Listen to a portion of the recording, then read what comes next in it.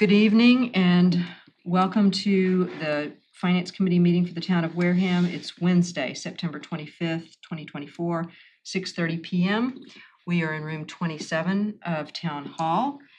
And I would like to call this meeting to order. And since our clerk is out tonight, I'll just call the roll myself. We have Andrea Picarelli, Heidi Churchill, Brianna King, Jerry Stefanski, myself, Norma Scoggin.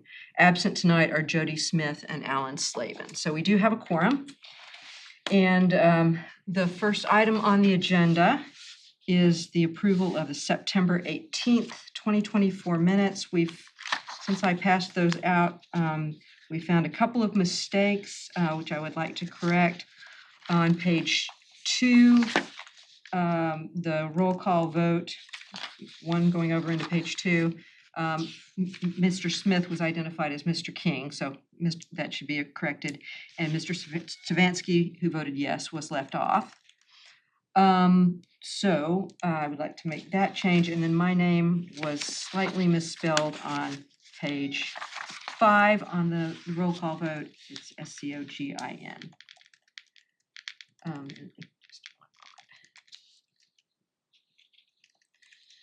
So we've had a couple of changes in tonight's agenda, sort of last minute.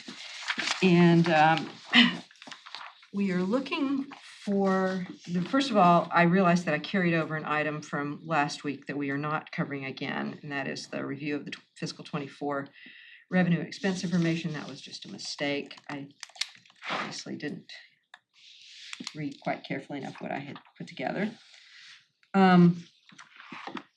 We have on the agenda 5 of the warrant articles.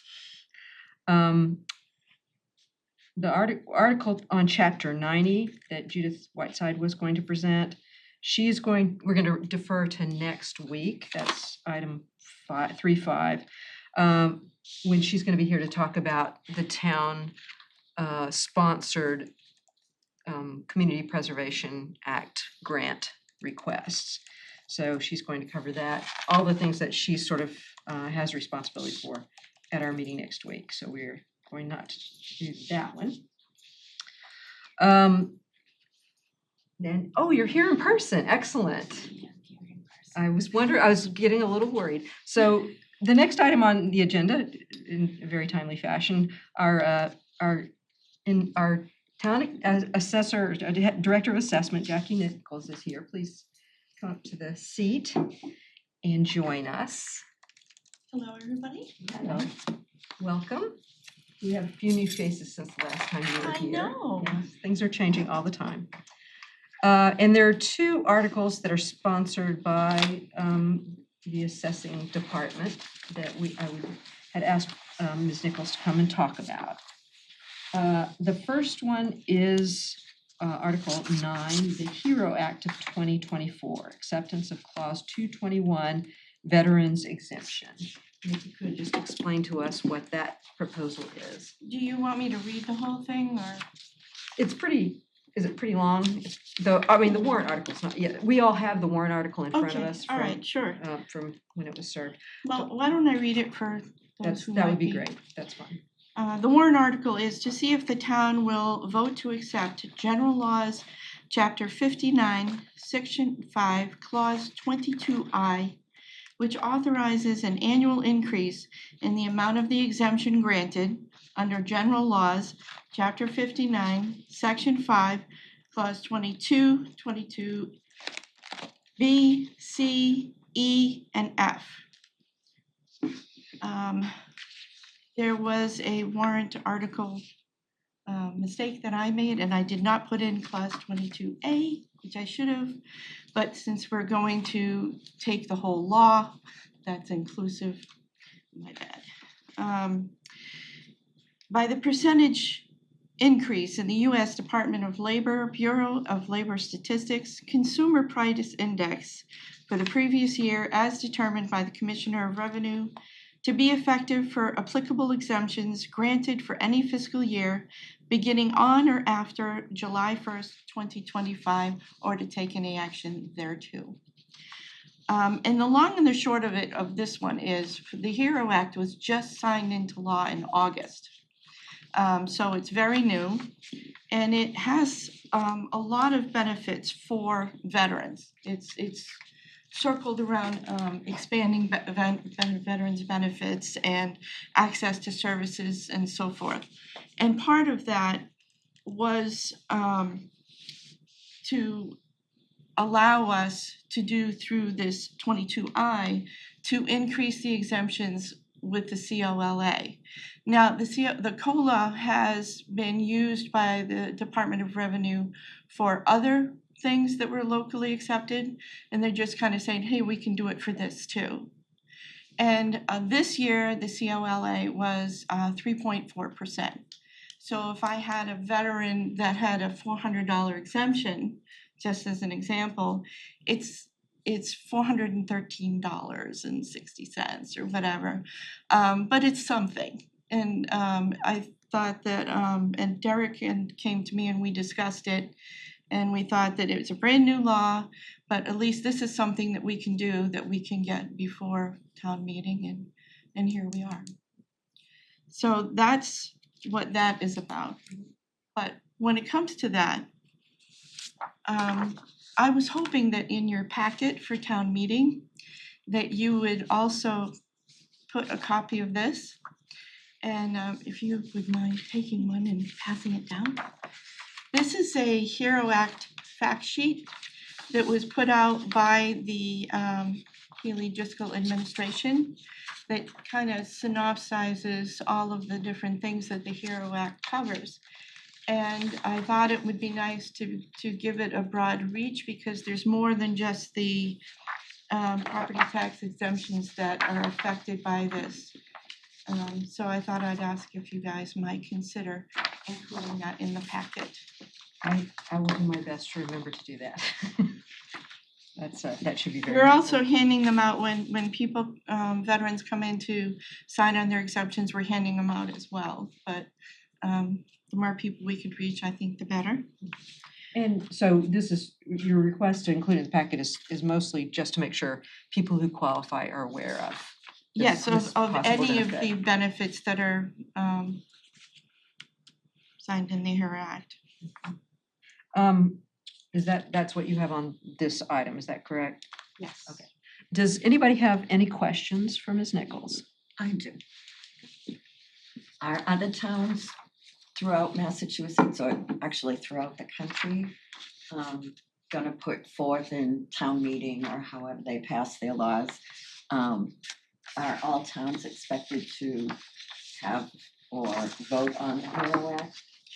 So, like I said, this was just signed into law in August. Mhm. So, depending on when people have their town meetings, this is all by local option. Okay, Nobody has to do it, okay, and that's why we bring it before town meeting for everyone to vote on as to whether they wanna do it or not. Being that it's so brand new, I don't know how many towns are getting it, on this soon, but this is when our town meeting was scheduled, and we just kind of squeaked it in. And we already had a veterans exemption. We do have the veterans exemptions. This is just to allow for the COLA, is that right? Yes, that's correct. And have you done, how many people actually end up taking advantage of the veterans exemption, and if you know? I thought you might have. I have.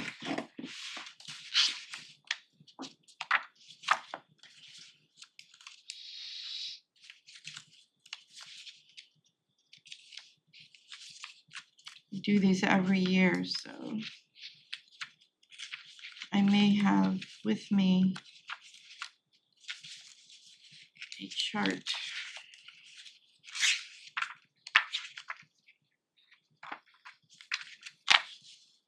I have too much paper. You're over-prepared. Well, yeah, and unfortunately that means that sometimes I have to look for what I need. We have a list of veterans, a lot of different types of veterans exemptions.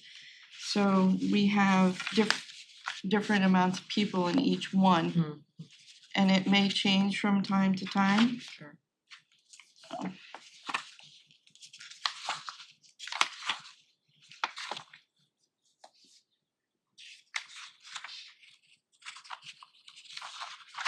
There we go. So for veterans exemptions, we have a total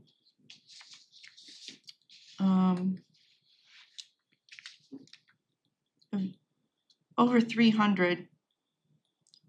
There's 350, but that includes also blind exemption as well. So veteran and blind. And Oh, I'm sorry. I apologize. I'm gonna take that back for a minute. That is all of our exemptions, including the senior exemptions, Okay. 350. that's actually a fairly small number. Well, so that's 350 for all of the veterans and the 2 seniors that we have. Okay. And these are all, they're basically partial exemptions. It's not that they're not paying any property tax. So there are a couple of exemptions that do They're full. a full exemption, but the numbers of those are pretty low. And they are very specific as well. I also have, I didn't bring lots of copies, but we always have in our office list of all of the exemptions that we offer. And for the most part, it depends on what the situation is. Because as you can see, all of the highlight area, those are all different veterans exemptions. So it's really depends on what the situation is. I actually took a minute to read through the statute today. I found it Bless you. exactly. I found it a lot Mhm. to try to get through, and it's basically a lot of repetitive language, but various conditions, I guess, Correct. that allow for different types of exemptions. So it could be loss of a limb, it could be surviving spouse where the veteran has passed, that sort of thing. And Yeah, and they're all it different. also depends on, I mean, we do have the surviving spouse, if they passed away, you know, as a result of a war injury, it's different than if we have a surviving spouse that somebody was just disabled, but all of those different things feed into what we do. But you know, I spoke to Derek about it, and we figured that between this and the other one that I'm gonna tell you about for the seniors, you know, we figured that maybe $30,000 we'd was be my talking about estimated at first, and that would come out of the overlay. And so that's the change in revenue that we would experience if we pass both of these. That's what we're thinking, but it's coming out of the overlay account, And can you explain? which is where all of this comes from anyway. Can you explain for the committee what the overlay is? Very generally. Yes, please. Very generally, the overlay account is the account that the assessors manage that covers abatements and exemptions for real estate, personal property, and then all of the exemptions as well. Those are the basic things that it covers. Any other questions? That by adopting this, then it's good for every year, there's a different COLA or CPI change, so That's it'd correct. be an automatic thing, That's correct. Once we adopt that law, then as COLA changes through the year, we will change with it. No need to come back to town meeting. Correct, because we are adopting the entire law. And that goes both ways. If it shrinks, the exemption would lower. I think that the way it's set up, and like I said, this is brand new, I think it would go to here, and if it went up, it would go up. I don't think it would go back down. It would stay level. That's my impression so far. Like I said, this is so brand new, but we would like to enact it as soon as we possibly can. It may go down if there's a depression for a couple of years in a row. Well, because the CPI would go down. Negative COLA. yeah, so I'm not sure, I'll be honest with you, I am not sure what would happen in that, because I'm not sure they've seen that. I think that's a very unlikely scenario. But in any event, you know, we wanna keep up with what we can do, you know. It's not gonna go below what they were originally getting, you know. So if you get the 400 and it goes up to 413, you know, it's not gonna go down below 400 for sure. But I don't think it's been seen enough to be able to give you an estimate of that. Anything else on that one? All right, and just as a reminder, we will not vote on this tonight. We'll vote on this at one of our later meetings, but keep that in mind. And I'm gonna ask you if you wouldn't mind just writing up a very brief explanation that I can include in the report.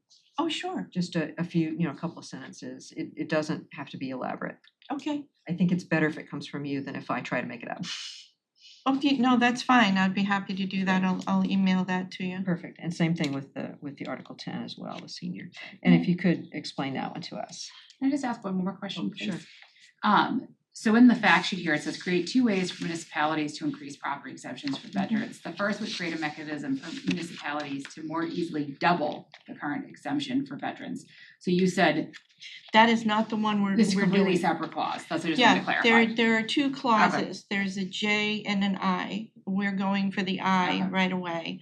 And then we're gonna see what we get from that, and we're gonna try to step things.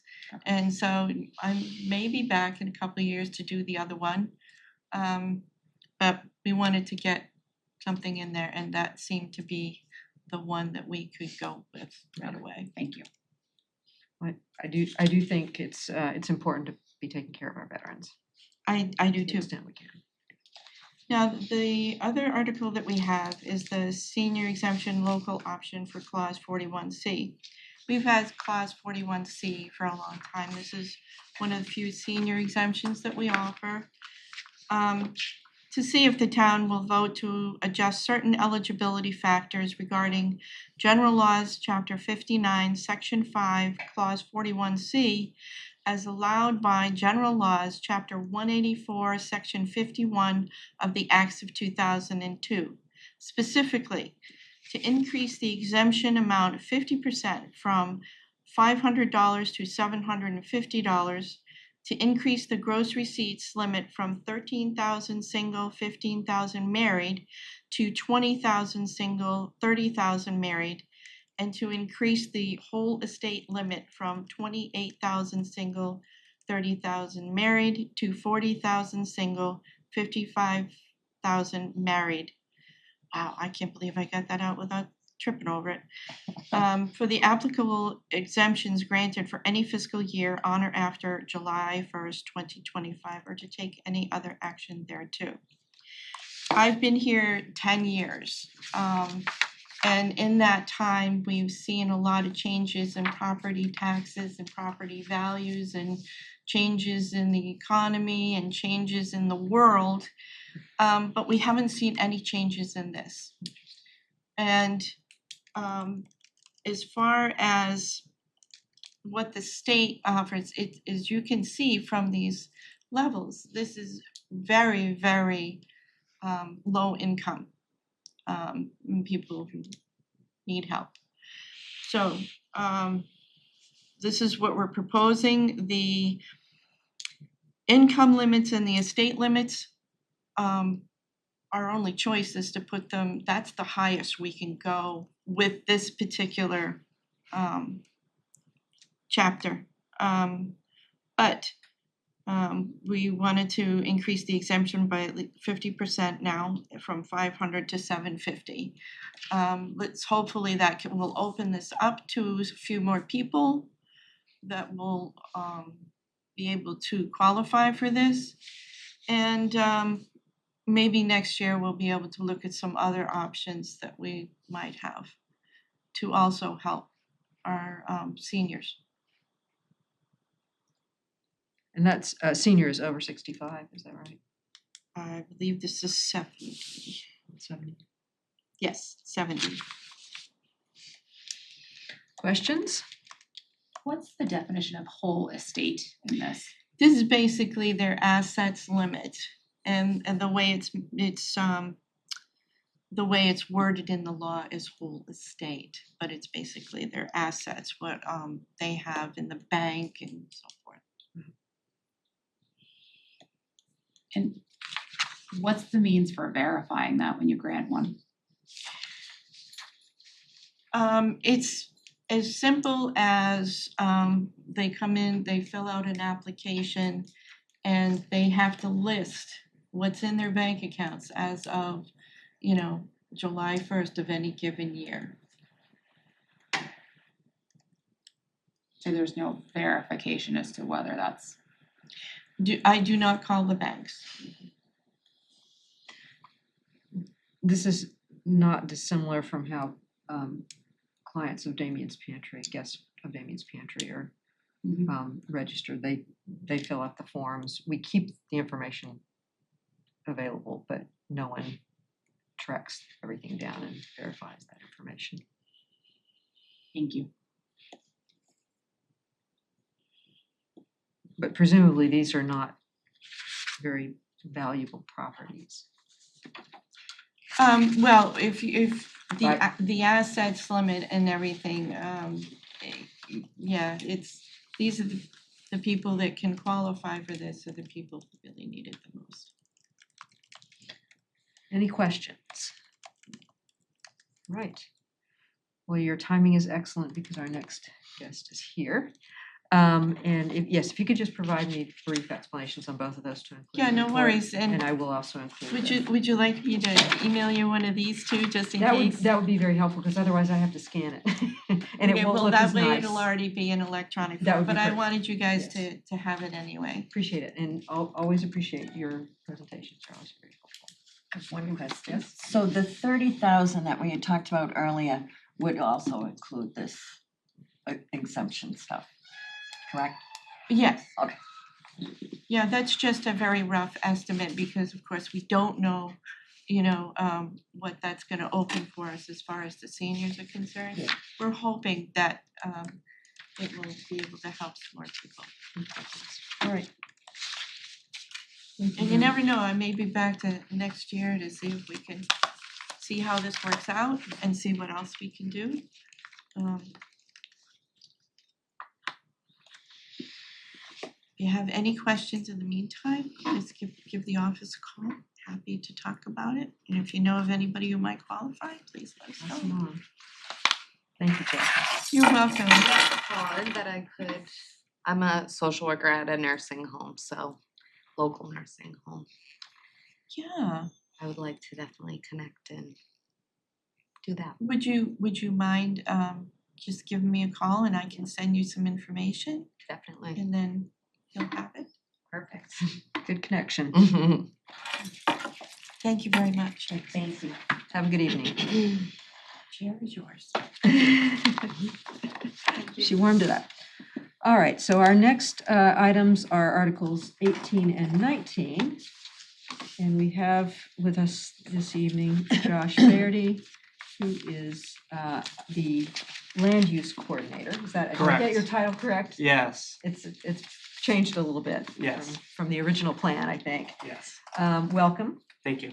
And I know you got a little bit double booked today, and the timing actually worked out perfectly. This is still going to be a very short meeting. Oh, perfect. I left that a little early because I saw how the conversation was going. Okay, So. good. You were comfortable with that. Yes, All right, excellent.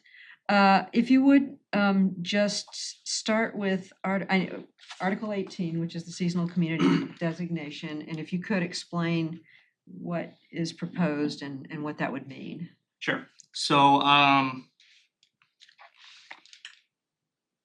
the state moved forward with the Affordable Homes Act, and within the act, they've created this seasonal community designation that would essentially open up towns to provide zoning and other regulations for communities with this designation that are different than the rest of the Commonwealth.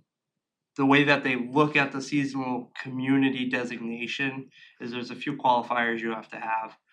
One of them is you have to have a higher rate of short-term rentals within your community, within the housing inventory. You have to have a significant population increase in seasonal visitors, and you have to have an excessive disparity between an area median income and the income required to purchase a municipality's median home price.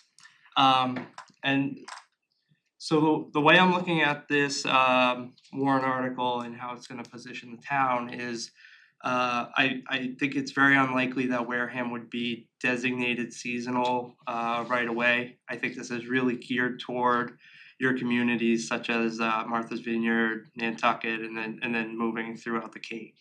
But what this having the town vote on the designation of the seasonal community is if when the office, if we get designated at all, if they get to us and they say, sure, Wareham qualifies, it puts the town in a position to accept that designation immediately instead of having to bring it forward at another time. And it kind of plays into the broader scope of Article 19 as well, because there are some regulations that we may like to see within Article 19 that we can't without that seasonal community designation. So that's why we felt it was a good time to bring both of them forward at the same time. Questions on this one? I read a little bit of the commentary about this. So my understanding is right now, parts of the Cape are absolutely designated. Some towns may be designated based on what they can show about percentage Right. of seasonal increase. Berkshire's, there's an area also. Correct. So right now, there's not any provision for our locale. No, Okay. no. But is there a thought that we will attempt to lobby for that? I think it's something that we could lobby for, but from what I understand, it's the executive office kind of making the decision anyway. I don't think I've seen any communities that have actually lobbied for it at this time. I think it was they created it with some communities in mind, and they're kind of moving from that position. So Josh, what is this designation? Is it a fiscal thing for us or a social, or what will it do for the town generally? So I think it opens the town up to some different granting opportunities as far as housing goes. I think I'm trying to think of what else it kind of brings. To be honest, I was more concerned about the regulations than I was maybe the other opportunities of it. Yeah. Because as you will probably see in Article 19, we're put between a rock and a hard place on that one. So this is, understanding that Wareham is definitely a potential seasonal community with the way we see our population. Just no downside. We don't know the potential upside yet. Well, no, the upside would be granting. Yeah. Right. So the grant, yeah, there's definitely grants upside for- to that. But there's no downside to So, personally, I see that there could be a downside, but it depends on how you feel on the housing. I'll say one of the additional things that come with the seasonal community is you're able to zone for smaller dwelling units that normally aren't allowed under the Affordable Homes Act. So the seasonal community kind of allows for, I think, what some people would term as tiny homes. So that gets into the zoning bylaws? Yeah, So tiny homes are not allowed at all here. currently no, yeah. And I think you'll kind of understand more when we get into Article Yes. 19. Other questions on this before we move on to 19? Okay. So Article 19, what you'll see is it's an amendment to the zoning bylaw. We're kind of grouping this as accessory dwelling units. So again, the Affordable Homes Act was voted on and passed, and the way that they did it kind of gave communities very little time to account for it. When they passed it, they said the definition of an accessory dwelling unit goes into effect immediately, and then the regulations behind the accessory dwelling units will come 180 days after, which will land on February 2nd. So that's why we were kind of put under the crunch to get this in for our fall town meeting, understanding that it would be in effect by the time we hit our spring town meeting. And So we are required to do this. we're not required to do it, but the concern about having no regulations in place would probably just overwhelm the town. Okay.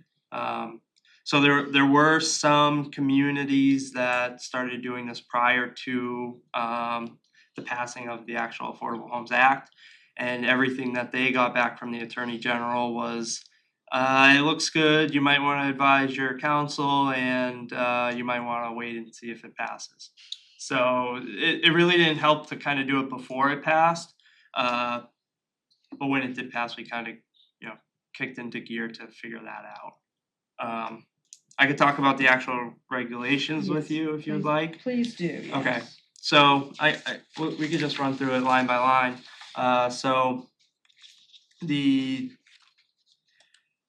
first one is just changing the use table in the zoning bylaw to it's gonna change one of them and add another. And then that lays out how you would apply to have accessory dwelling units on your property. They are now allowed by right in single family resident zones. So they would have required a permit anyway, but this is just more of how to obtain the permit and some regulations behind the permit. Permit, but not planning board or ZBA approval necessarily. No, so yeah, it would be a planning board mainly. Unless someone was to try to come in that would require a variance, then they would have to go in front of the zoning board. But we've kind of geared this in a way that the planning board should be able to take most of these on.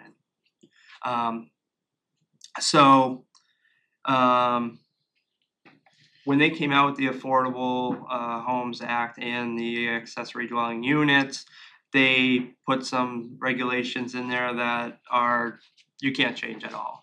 And I think if we look at, trying to see where the definition is. Okay, so the definition lays out basically what we couldn't regulate. So if you go to letter I, it has to maintain a separate entrance. That can either be indoor or outdoor separate entrance. But it has to meet the state building codes for safe egress.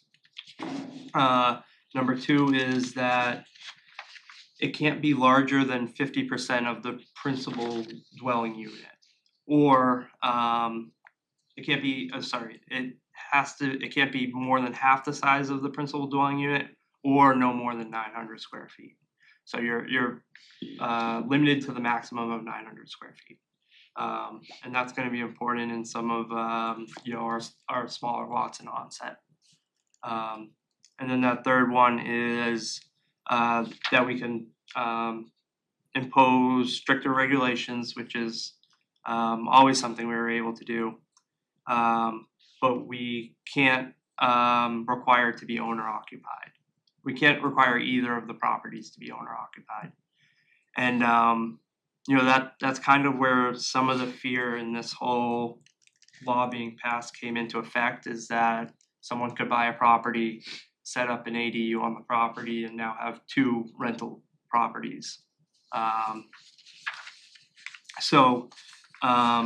think the state's goal was, I don't know if they did it right, but I think their goal was to allow for maybe a family that has an older adult child to maybe move into one of these units till they can save up some money and find some affordable housing, or for maybe a more elderly resident to move out of their 4-bedroom house and be able to rent that.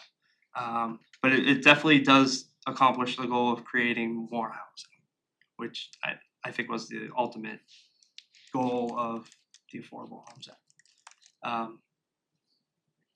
So we as the town have decided to put a couple extra requirements on people coming in for these ADUs. You'll notice that one of them is allowed as of right, which is under the state law. But we just wanted to put that in the requirements so that it was clear. So we did put in the fact that we would like to see one of them owner occupied. I think the Attorney General is probably gonna shut that down, but it's one we're willing to try to get in front of the AG and see how they actually act on it. Again, number 3, so this is talking about the actual footprint. The footprint can exceed the size of the principal. So basically all these are gonna be smaller than the principal footprint wise. And that just prevents you from having a very small footprint, but maybe multiple story house, and then putting in a larger footprinted ADU next to it. So there's a provision that you can take some of the bedrooms that you already have in your existing house. There's a way to turn bedrooms into offices per se, and then use those bedrooms in an additional accessory dwelling unit. So we put a provision in for that. Number 5, we kind of just reiterated what the state had put in the definition of what an ADU is and what would be allowed. Letter C of number 5, we've limited it to you can't exceed 4 bedrooms on a lot that's smaller than 20,000 square feet. It doesn't make sense when you start to think about how many people might be parking on a lot of that size, and the new act already says that you can only limit 1 parking space for an accessory dwelling unit anyway. So again, number 6 is kind of reiteration of their definition of what an ADU is. And then we added number 7 saying that you have to have common utilities for the ADU. And I think the thought process behind that is that someone might be less willing to go the route of just buying and then renting if the utilities are tied together. It would kind of give the ability, if I was someone to maybe have my in-laws come live with me in their ADU, I'm not probably worried about the utilities as much, or getting reimbursed for those utilities. And then we just put some design standards in. It should look similar to the house that you're already living in. You don't want to go and put up something crazy. And we did put in here that if you have you have 1 by right, but if you want to put multiple accessory dwelling units on your lot, you would have to go for a special permit. I think that pretty much wraps up why we're trying to do it. The law does say that they may come out with guidelines on how to actually do these, and my fear in reading that was the word may. Well, and are you concerned that if we don't pass something that we'll have really basically no control? It's definitely a strong possibility, and I know myself and the building commissioner are already taking phone calls about people interested in doing this. So it's definitely something we wanted to get ahead of instead of waiting till Springtown meeting and getting behind. So to be clear, a person doing this would still have to get a building permit. Yep. Would still have to comply with setbacks, current setbacks, Title V septic? So you would have to have the ability to either tie into your existing system or have the ability to upgrade your system. So you're right. Septic Title V would have to be able to handle the increase. As far as the zoning goes, wherever you're putting it, it falls into the zoning district that it's already in. So you would have to follow those setbacks as well. So the of right is not you can do whatever you want if it's your property. Yeah, you can't just on February 3rd take a hammer and start throwing up there are building codes you need to meet, inspections that need to be performed, and permitting that needs to be done in front of either planning or zoning. Other questions? I just want to clarify, so how do you feel the vote to be designated as a seasonal community is going to impact this? That part I'm not following. So I don't think it should impact. I mean, they should really be looked at separately, but they did come out they came out in the exact same session. And Article 18, the seasonal community designation, there are provisions within that. Or let me back up a second. In the way that they set up the accessory dwelling units, one of their restrictions was one of them can't be owner occupied. In the seasonal community designations, you can make it that one of them is owner occupied, and what you lose in that is, or I shouldn't say it, the flip side of that is you make it owner occupied, but you also have to now deal with the possibility of tiny homes, or you have the ability to allow smaller dwelling units. So if you were, what's a good example for this? If you were an owner of a house in one of the seasonal communities, it's probably more likely that you have a smaller lot. When you start to think about Cape communities, Nantucket, Martha's Vineyard, and probably less in the Berkshires, but I'm sure it's there too. You probably don't have the ability to either put up one of these 900 square foot home accessory dwelling units, so they've lessened the restriction of that to 400 square foot maximum.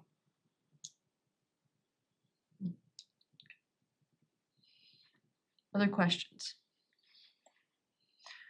I'm going to ask you to do the same thing that I asked Jackie to do, which is if you could provide just a brief explanation, just a few sentences for each of these articles for me to include in our report. Oh, sure. That would be great. I do understand from, I think you brought it up at our meeting last week from Derek, that there's a chance we will get guidance, and this will not be consistent with the guidance we get, and we may have to pull this before town meeting. Is that what you think could happen? I don't know. Like I said, my fear was that we're in May. That we may not get it at all. Yeah. I think that if this does get passed, and I don't think we'll get guidance before it goes into effect. Is my fear. So we might as well get this done. Get it accomplished, and then We can always change it later. I fully expect that the AG is going to have a concern about this, or maybe after February 2nd they come out with guidance and we realize that this doesn't really fall in line with what the guidance was intended. So I think it's very possible at the Springtown meeting we may be looking at another article to transfer this in some way. All right. Anything else? All right, thank you very much. Sorry, I'm just writing myself a note because I will likely forget to do I can appreciate that. it. I am the same. All right. If you have any questions, I'll be in the zoning board meeting. Okay, you're going back. Yeah. You will not. Have a nice night. Bye. You too, thank you. So, as I said before, the last item on our agenda, the Chapter 90, Section 17C acceptance is being deferred till next week. I don't have any other business not reasonably anticipated. Our next meeting is next Wednesday, October 2nd. We are going to be covering most or all of the Community Preservation Act articles. That's a nice big chunk of what's left of the warrant. And then also the town-sponsored articles that don't require Derek's presence. Chair Whiteside will also be covering. There is a chance we will only need to have one more meeting after this if things go well and everyone shows up next week and all that. That's what I will be shooting for. So either the 9th or the 16th I think we will be having our last meeting, and then as always, we have a brief meeting the night of town meeting, just to handle any last minute matters. All right. And with that, I would entertain a motion to adjourn. So Oh, moved. you know what, did we approve the minutes? No. We did not, thank you. Let's go back to that, please. Do I have a motion to approve the minutes as, with those name corrections that I mentioned? Motion to approve minutes with changes made. Okay, is there a second? Second. Okay, we are all here, so we don't have to have a roll call vote. All those in favor, please say aye. Opposed? Abstaining? It passes 5-0. All right, motion to adjourn. So moved. Second? Second. Not debatable. All those in favor say aye. Aye. Opposed? All right, it passes 5-0. And I will see you all next week. Great.